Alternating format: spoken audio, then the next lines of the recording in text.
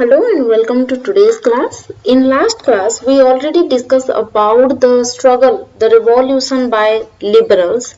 In today's class, we will discuss about the making of German and Italy. तो German and Italy का unification कैसे start हुआ वो आज हम डिस्कस करेंगे.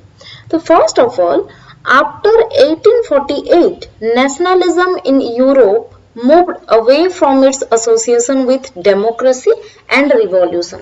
तो जब हम लास्ट क्लास में जर्मन यूनिफिकेशन कैसे स्टार्ट हुआ उसके बारे में डिस्कस किए थे, तो हम ये पॉइंट डिस्कस किए थे कि वहां पे जो मोमेंट स्टार्ट हुआ, जो नेशनलिज्म या यूनिफिकेशन का जो मोमेंट था उसको democratic and free from monarchical form of government या रिमूवल ऑफ मोनार्किकल गवर्नमेंट के साथ साथ या democratic form of government with the principle of parliamentarism, उसके साथ नेशनलिज्म के मोमेंट को जोड़कर स्टार्ट हुआ था. लेकिन धीरे धीरे जो नेशनलिज्म का मोमेंट था वो डेमोक्रेसी एंड अदर रिवॉल्यूशन से धीरे धीरे सेपरेट होना स्टार्ट हो गया. Nationalist sentiment were often mobilized by conservatives for promoting state power and achieving political domination over Europe. This can be observed in the process by which Germany and Italy came to be unified as nation state. तो जो nationalist sentiment था, अब उसको कौन ज्यादा show करना start की या उसका प्रमोशन कौन ज्यादा करना स्टार्ट की? Conservative, in order to promote the state power. जो कंजर्वेटिव थे यानी जो प्राइवेट प्रॉपर्टी के फॉर्म में थे या फ्यू पीपल के हाथ में किस तरह से पावर लिमिटेड हो उसके फॉर्म में थे, दोज आर कंजर्वेटिव पीपल. तो नेशनलिस्ट के सेंटिमेंट को अब कंजर्वेटिव प्रमोट करना स्टार्ट कर दिए. ठीक है, और किस तरह से इसको हम आगे जब जर्मन एंड इटाली के यूनिफिकेशन के बारे में डिस्कस करते जाएंगे तो उसको हम डिस्कवर करते करते जाएंगे. Nationalist feeling were widespread among the middle class Germany. So this is not the only case in German. हर जगह पे, चाहे हम फ्रांस की बात करें, इटाली के, हर जगह पे हमें ये चीज कॉमन देखने को मिलेंगे कि जो नेशनलिस्ट फीलिंग था वो ज्यादातर मिडिल क्लास पीपल में ही देखने को मिलता था, क्योंकि they were educated group. The liberal initiative to nation building was, however, repressed by combined forces of monarchy and military, supported by the large landowners, जिनको जंकर्स भी कहा जाता था, of Prussia. तो जो नेशनलिज्म या जो नेशनलिस्ट फीलिंग था उसको ज्यादा आगे कौन प्रमोट किए? कंजर्वेटिव. और जो लिबरल के द्वारा इनिशिएट हुआ था नेशन बिल्डिंग का प्रोसेस, उसको दबा दिया गया by the monarch, military and also इसमें जो लैंड ओनर्स थे जिनको जंकर्स कहा जाता था उनका भी काफी योगदान रहा. जो लिबरल जिस नेशनलिस्ट मूवमेंट को स्टार्ट किए थे उसको दबा दिया और कंजर्वेटिव अब उसको आगे प्रमोट करना स्टार्ट की. Prussia took on the leadership of the movement for national unification. It's Chief Minister Otto von Bismarck was the architect of this process, carried out with the help of Prussian army and bureaucracy. तो ये जो unification का process start हुआ तो उस time में तो German एक नेशन स्टेट था ही नहीं, वो अदर स्टेट के साथ मिलके एक किंगडम बन के था. तो जब ये यूनिफिकेशन स्टार्ट हुआ तो इसमें लीडरशिप किसने मेंटेन किया? प्रूसिया ने. और किसके लीडरशिप में प्रूसिया आगे रहा? ओटो वन बिस्मार्क जो थे, या हम उनको सिंपली बिस्मार्क भी बोल सकते हैं. तो बिस्मार्क इसके लीडरशिप लिए यूनिफिकेशन के प्रूसिया से. ठीक है, और उनके चीफ के अंडर, वो चीफ ही थे, उनके लीडरशिप के अंडर और उनके लीडरशिप के under with the help of Prussian army and bureaucracy उन्होंने ये जर्मन यूनिफिकेशन का लीडरशिप था उसको अपने कंधे पे ले लिया. 3 wars overseen year with Austria, Denmark and France ended in Prussian victory and completed the process of unification. फिर 3 वॉर चले, Prussia versus Austria, Prussia versus Denmark and Prussia versus France, और तीनों में ही प्रूसिया का ही विक्ट्री हुआ. किसके leadership के under? Bismarck के लीडरशिप के अंडर. और फिर Austria, Denmark and France Prussia में मिल गया और इस तरह से जो यूनिफिकेशन था वो फिर धीरे धीरे कंप्लीट हुआ. अब तो कंप्लीट हो गया, ऑस्ट्रिया, डेनमार्क और फ्रांस को प्रूसिया में मिला दिया गया. इसके बाद क्या हुआ?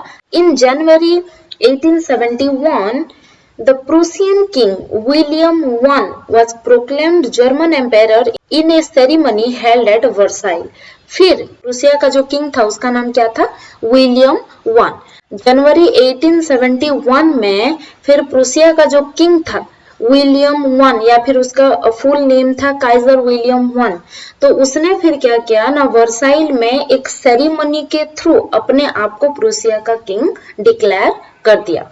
On the morning of 18th January 1871, an assembly comprised the prince of the German state, representative of the armies, important Prussian minister including, Otto von Bismarck, gathered in a hall of mirror in the palace of Versailles to proclaim the new German emperor headed by Kaiser William I of Prussia. तो Kaizer William I अपने आप को king declare कर दिया. तो 18 जनवरी 1871 में hall of mirror में, Versailles के हॉल ऑफ मिरर में एक सेरेमनी ऑर्गेनाइज किया गया जहां पे काइजर विलियम I को जो यूनिफाइड जर्मन का किंग डिक्लेयर कर दिया गया. और इसमें कौन कौन प्रेजेंट थे? प्रूसिया के बहुत सारे important power holding people, Prince of German and other army के जितने पर्सनल्स थे वो सब, इंक्लूडिंग आपके ओटो वन बिस्मार्क, ये सब लोग प्रेजेंट थे. कहाँ पे ना? Hall of mirror of Versailles, जहाँ पे सेरेमनी हुआ था. और वहां पे काइजर विलियम I को जो न्यू यूनिफाइड जर्मन था वहां का किंग डिक्लेयर किया गया. किसको? काइजर विलियम I को. The nation building process in Germany had demonstrated the dominance of Prussian state power. और फाइनली ये जो नेशन बिल्डिंग हुआ, जहां पे हम क्या देखे थे अर्लियर क्लासेस में, हम डिस्कस किए थे कि ये जो नेशन स्टेट फॉर्मेशन होना था, इसके साथ साथ लोगों के डिमांड एक कॉन्स्टिट्यूशनल फॉर्म ऑफ गवर्नमेंट का भी था. वो मोनार्किकल फॉर्म ऑफ गवर्नमेंट से भी छुटकारा चाहते थे. लेकिन जो जर्मन यूनिफिकेशन हुआ वो तो हुआ, नेशन स्टेट बना, लेकिन उस पे किसका डोमिनेंस रहा ना? जो मोनार्किकल फॉर्म ऑफ गवर्नमेंट या फिर प्रूसियन स्टेट पावर का उसमें डोमिनेंस रहा. The new state placed a strong emphasis on modernising क्या क्या? Currency, banking, legal and judicial system of Germany. और जो न्यू स्टेट बना, ज्यादा एम्फेसिस उसमें किस किस को दिया गया ना? मॉडर्नाइजेशन को दिया गया. और किन चीजों के मॉडर्नाइजेशन? करेंसी के मॉडर्नाइजेशन, बैंकिंग सिस्टम के modernisation and legal and judicial system के मॉडर्नाइजेशन पे ज्यादा ध्यान दिया गया. Prussian measures and practices often became a model for rest of Germany.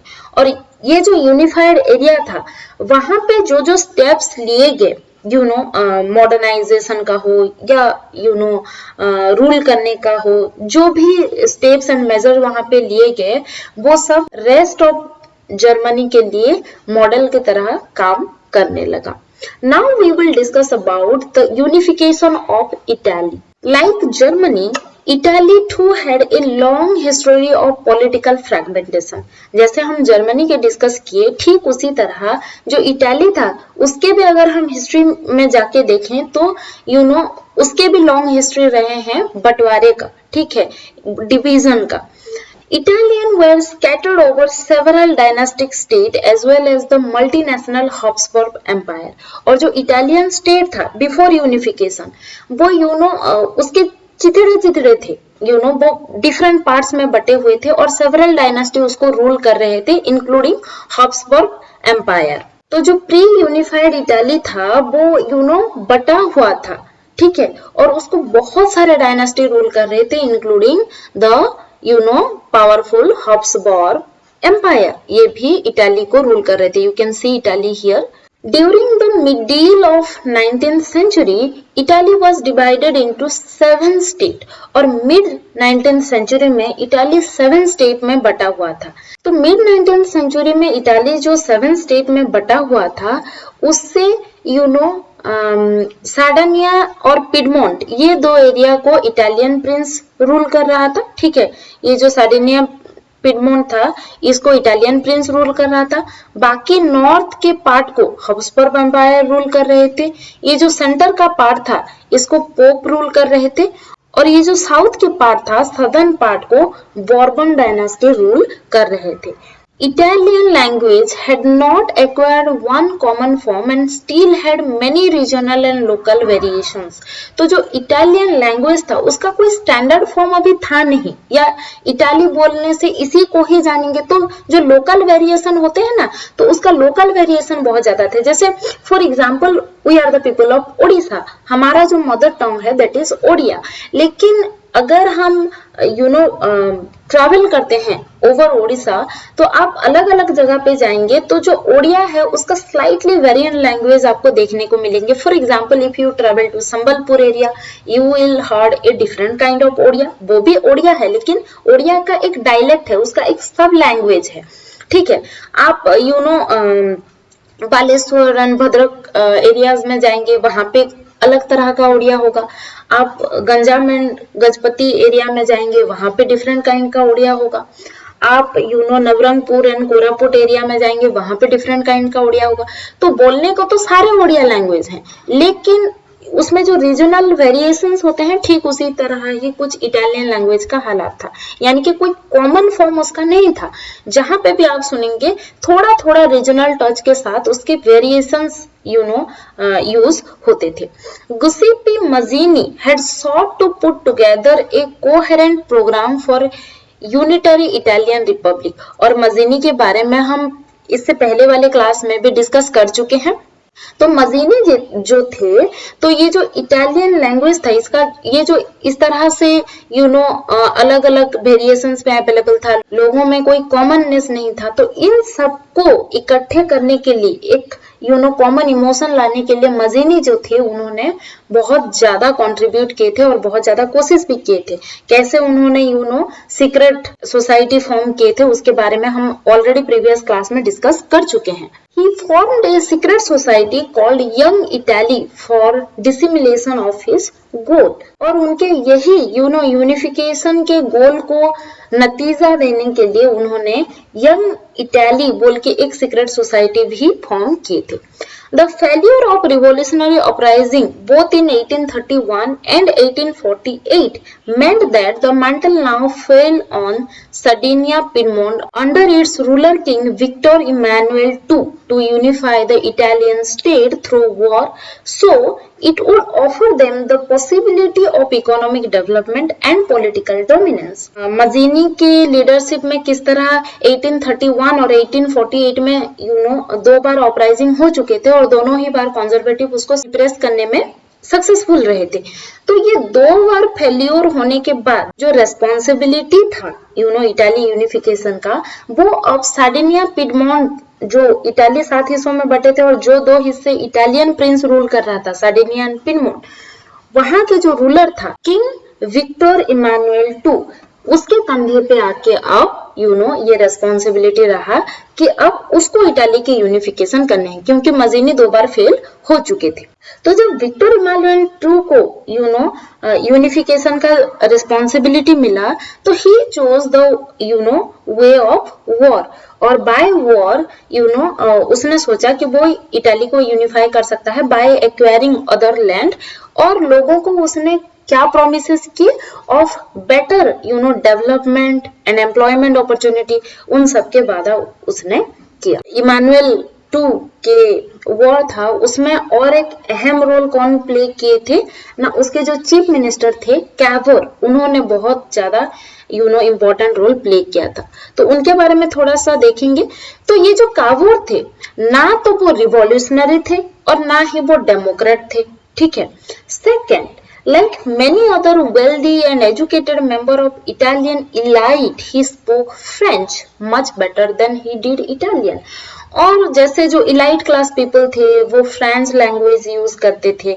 जैसे इंडियन सोसाइटी के बारे में स्टडी करते वक्त आप जूनियर क्लास में पढ़े हैं, आपको याद होगा जो इंडियन सब कॉन्टिनेंट था उस टाइम में, यहाँ का जो इलाइट पीपल के लैंग्वेज था वो संस्कृत था। ठीक उसी तरह वहाँ के जो elite class and educated class होते थे वो फ्रेंच यूज करते थे, और ठीक उसी तरह कावोर रिस्पॉन्सिबिलिटी तो लिए इटली को यूनिफाइड करने का, लेकिन ना वो रिवॉल्यूशनरी थे ना वो डेमोक्रेट थे, और उनको इटालियन लैंग्वेज से ज्यादा अच्छे से फ्रेंच बोलना आता था। Through a tactful diplomatic alliance with France engineered by Cavour, Sardinia-Piedmont succeeded in defeating the Austrian force in 1859. जो कावोर थे वो इमानुएल II के चीफ मिनिस्टर थे, ना वो रिवॉल्यूशनरी थे और ना ही वो डेमोक्रेट थे, फिर भी वो इटालियन यूनिफिकेशन में उनका अहम रोल रहा है। इसके पहले हम डिस्कस कर चुके थे जर्मनी यूनिफिकेशन में कि अब जो नेशन स्टेट फॉर्मेशन का लीडरशिप कौन ले रखे थे, कंजर्वेटिव, ठीक है। तो जहां पे मजीनी 2 बार फेल हो गए, अब किस पे जिम्मा था, ना इटालियन प्रिंस इमानुएल II पे जिम्मेदारी थी, उनके जो चीफ मिनिस्टर थे वो कावोर थे, तो ना ही वो डेमोक्रेट या फिर रिवॉल्यूशनरी को बिलोंग करते थे। सेकंड, उनको इटाली से ज्यादा बेहतर फ्रेंच लैंग्वेज आता था, उनको इटाली से ज्यादा बेहतर फ्रेंच आता था क्योंकि वो इलाइट क्लास को भी बिलोंग करते थे एंड एजुकेटेड भी थे। लेकिन उनके जो क्राफ्टेड वे थे, उनके जो इंजीनियर्ड वे थे, उनके जो प्लान्ड वे थे, उसके चलते जो सर्डिनिया एंड पिडमोंट था, ठीक है, या फिर जो इटाली यूनिफिकेशन का जो प्लानिंग था वो सक्सेसफुल रहा और ये लोग जीत गए। किससे जीत गए, ना ऑस्ट्रियन फोर्स को सप्रेस करने में ये लोग जीत गए, ठीक है। Next, a large number of armed volunteers under the leadership of Giuseppe Garibaldi joined the फ्रे, और जो वॉर चला ऑस्ट्रिया के अगेंस्ट, उसमें जो आर्म्ड फोर्स थे, जो आर्मीज थे, वो तो लड़े ही लड़े। लार्ज नंबर ऑफ वॉलंटियर यानी अपने आप से, अपने स्व इच्छा से लड़ने की इच्छा रखते हुए बहुत सारे वॉलंटियर भी इस वॉर को ज्वाइन किए थे। किसके तहत या किसके लीडरशिप के चलते, ना under the leadership of Giuseppe Garibaldi, ठीक है। गैरिबाल्डी की लीडरशिप के अंडर इस वॉर में बहुत सारे वॉलंटियर भी ज्वाइन किए थे। In 1860, they marched into South Italy and the kingdom of the two Sicily and succeeded in winning the support of local peasants in order to drive out the Spanish ruler.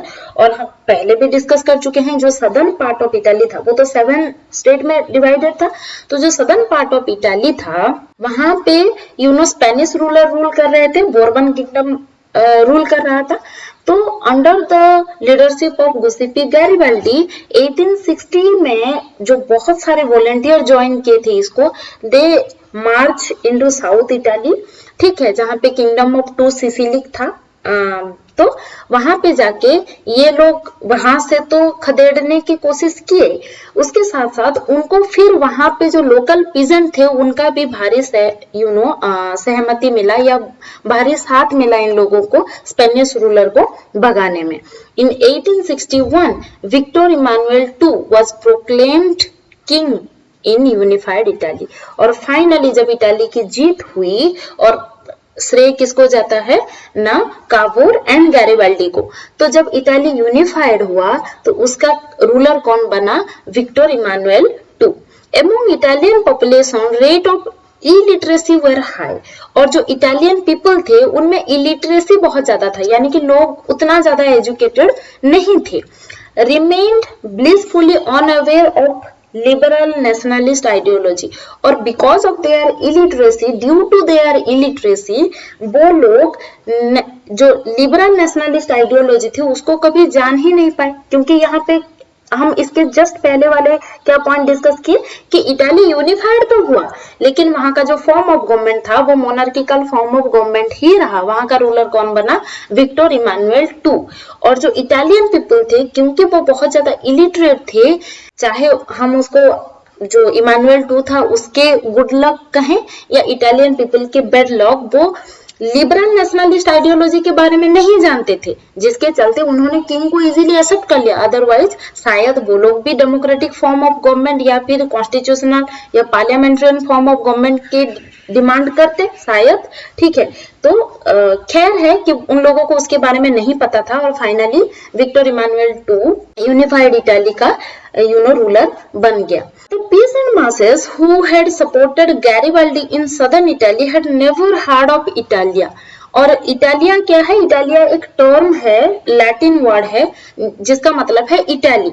और वहां के लोग इतने illiterate and इतने unaware थे चीजों के बारे में, जो पिजेंट थे ना साउथ सिसिलिक एरिया में जो सपोर्ट किए थे, तो वो इतने अनअवेयर थे इन सारे चीजों के बारे में कि उन्होंने कभी इटालिया टर्म सुना ही नहीं था। और इटालिया को उन्होंने क्या समझ लिया? लाटालिया। और इटालिया को उन्होंने क्या समझ लिया? लाटालिया। और लाटालिया बोल के तो कोई वर्ड था ही नहीं, उसका फिर उन लोगों ने क्या मतलब निकाल लिया कि ये जो विक्टर इमानुएल II है उसके वाइफ है। That's all for today's class. Thank you.